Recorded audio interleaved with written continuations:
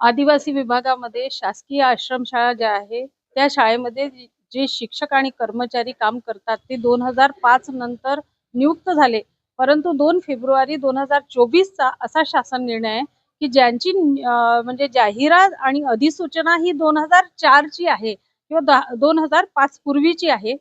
तर त्या शिक्षकांना 1982 ची जुनी पेन्शन योजना लागू होईल। यासाठी 2 वर्षापासून संघटनेनी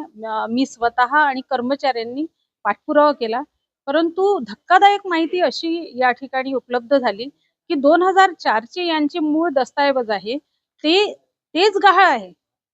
म्हणजे आज त्यांचे मूळ डॉक्युमेंट या डिपार्टमेंट मधून या ऑफिस मधून गहाळ होणे ही खूप गंभीर बाब आहे। खरं तर ही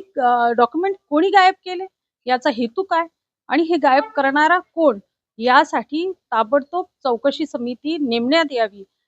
असे मी निवेदन आदिवासी मंत्री यांनाही दिले आणि या ठिकाणी पण पुन्हा ताबडतोब चौकशी व्हावी यासाठी निवेदन सुद्धा दिले।